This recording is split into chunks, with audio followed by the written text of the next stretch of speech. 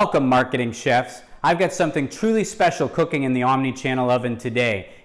Captain Marvel Red Carpet Asia premiere up next in the Marketing Kitchen.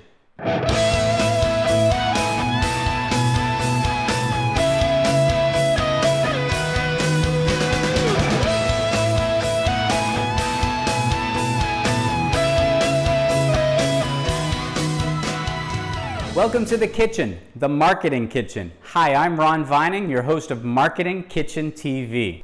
On our storytelling stovetop today, my coverage of an event that happened a couple of weeks ago, which was the red carpet premiere here in Singapore. Good evening and welcome to the Captain Marvel fan event. During tonight's show, the venue lighting will be significantly lowered along with moments of darkness, strobe lighting effects, and loud noises. On behalf of the Walt Disney Company and Marvel Studios, I want to thank George and the incredible team at Marina Sands for once again hosting what I know is going to be a very, very special Captain Marvel fan event. I also really want to thank all of you guys, the fans, for the continued love and support that you show for these characters and these incredible stories. It's been how long? 10 years? Over 10 years? And 20 movies. Audiences in Asia have proven time and time again that they are not only the greatest fans on the planet, but also the most excited. I'd like to thank Tom and Disney for the opportunity to work with them on staging events like this, because it really means a lot to Marina Bay Sands and to Singapore. And the only request that I have is that we continue to look for new opportunities to bring your superstars in for more events where we can promote your great blockbuster films. Thanks very much for your partnership, Tom.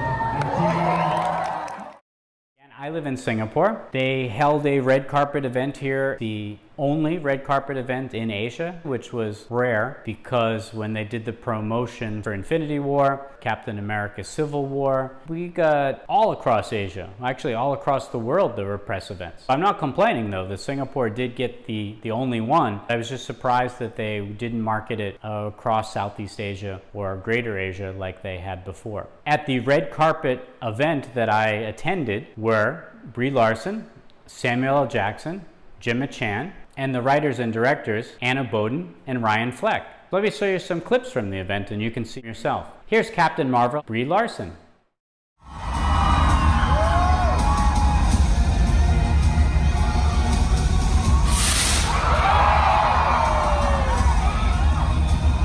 Ladies and gentlemen, please welcome to the stage, Brie Larson.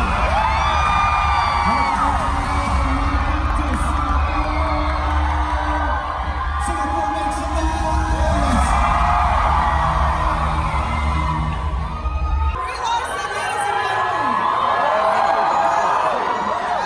Thousands of people here tonight who believe in you and your work. How does that make you feel right now?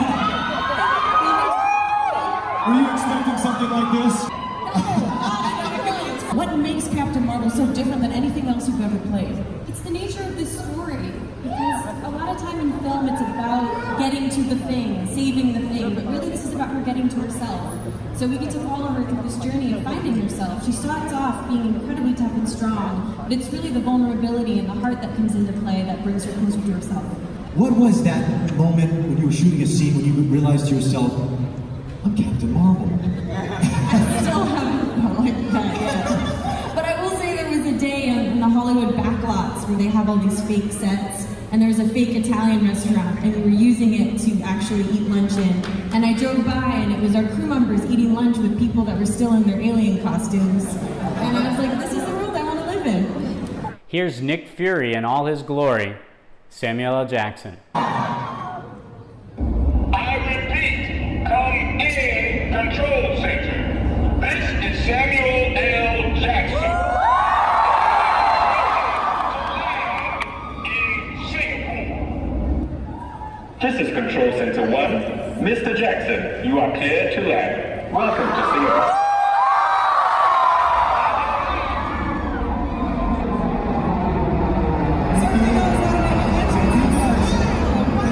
Only Nick Fury can come on the quick at Marina Bay Sands. Samuel L.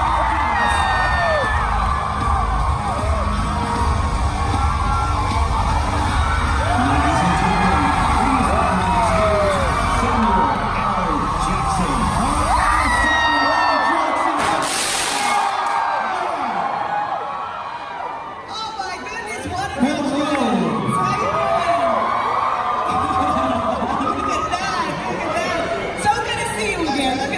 entrance. Well done. wow. In style. Oh my gosh, how's it been? This whole day must have been wild for you. It's been a pretty incredible day. Were you expecting an entrance like that? I did not. I don't often even think of pyrotechnics happen. No. Well, as you were on the red carpet, everyone was really excited about what you're going to do with this film because it's an origin story for Captain Marvel, but also for Nick Fury turning back the time. That must have been a really fun challenge for you to do that.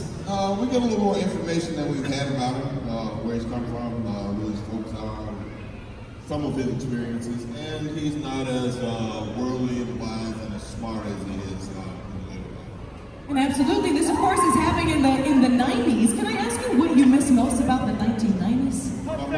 Most about the 90s? The 1990s. Yeah, like you. Come on,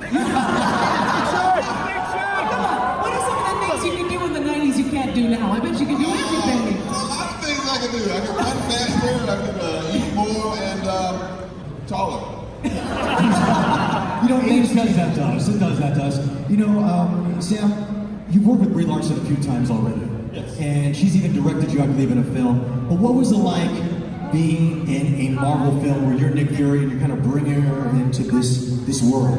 Well, I don't know if I'm bringing her into this world as much as trying to help her discover a lost part of herself and growing as a person myself, because my job has been to assess threats from this world and where they would come from, and all of a sudden I'm meeting someone who's from somewhere else that I never imagined or gave a thought to being a threat. So now I realize there are people and things out there that are bigger, stronger, faster, and possibly smarter than all of us.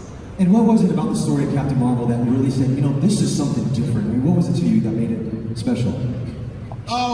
The fact that it was Brie, that I was having an opportunity to actually interact with someone that I liked.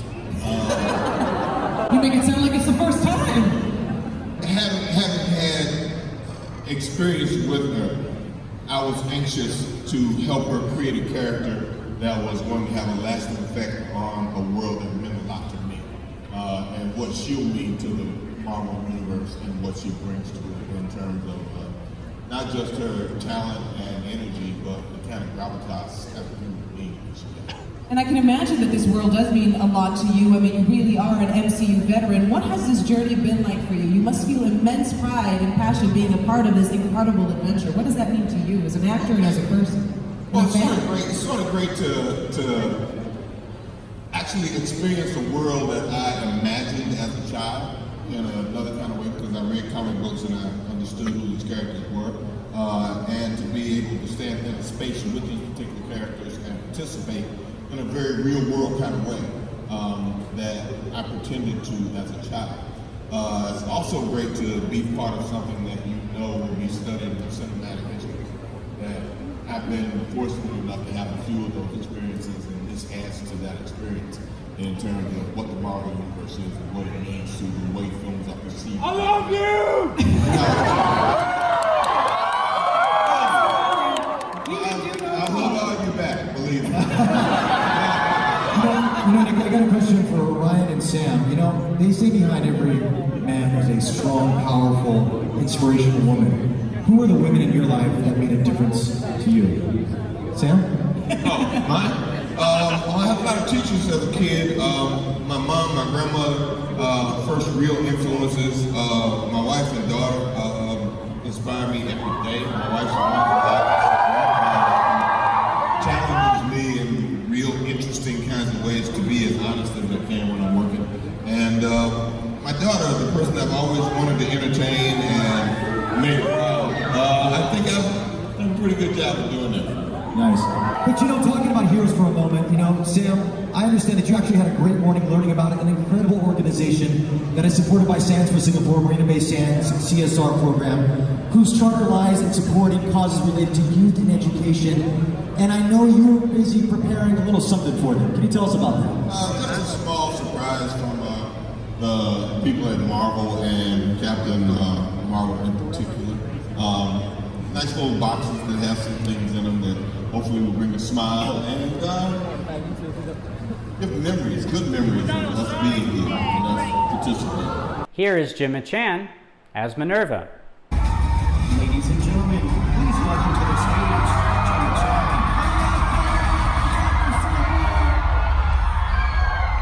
How are you? It's a very smoky, foggy welcome to Singapore. We'd like to make an impact here. Something like this. I was thrilled to be asked to be part of it. I'm so excited that it's the first female-led Marvel film. So yeah, it's great. Yes, indeed. Yes, indeed. Here are the writer and directors of Captain Marvel, Anna and Ryan. Anna, I know you've had a long day. We're just so happy to see you. And yes, you are the first female director in the MCU. You know what they say, Anna? They say that Asia has some of the biggest Marvel Cinematic Universe fans. There's so many women who inspire me. Obviously, my partner Anna, my mom, teachers, my wife, of course, so many people. Yeah. Thank you so much for that. It was quite compelling to have the major cast here, live in Singapore. It was an interesting event, but it was not the best event. And it did not inspire me to run out to go see the film either. Let's talk about all the noise that happened before the release of this film. This was self-inflicted noise. There's been the he said, she said, she said, she said, he said, he said. I don't know, this noise about this being a feminist film, about this being a gender-specific film, a Me Too, ba ba ba. Can we just get rid of that noise? Can we have an honest conversation? I hope so. All right, let's go. The noise going into this film was this would be the last Jedi of the Marvel franchise. What The Last Jedi was to a 40-year-old Star Wars franchise, Captain Marvel was to be that for the MCU. And I want to say that I was a bit concerned when I heard that, and the trailer didn't inspire much confidence. I get to see the same trailers that everyone else does around the world. I don't think that the trailers did the film any justice. I don't think that the posters really sold the film with showing Captain Marvel glowing. What were they going for with that? Her transforming into hero? Okay, all right, I'm not inspired. The red carpet premiere that I went to in Singapore reinforced some of the negative hype that I was hearing. I just wasn't thrilled going in to see the film. But just something was really off about the marketing for this. I mean, if a live event with the stars doesn't do it for you, then the trailers certainly aren't going to do it either. The marketing, the publicity was not as good as it could have been. It just didn't do it for me. Look for my next review, which will be Captain Marvel. I hope you enjoyed this episode. Remember, there's always fresh content simmering on our storytelling stovetop. So whatever happens in this kitchen shouldn't stay in this marketing kitchen. I'm Ron Vining, your host, reminding you to invite your family and friends to the next episode of Marketing Kitchen TV.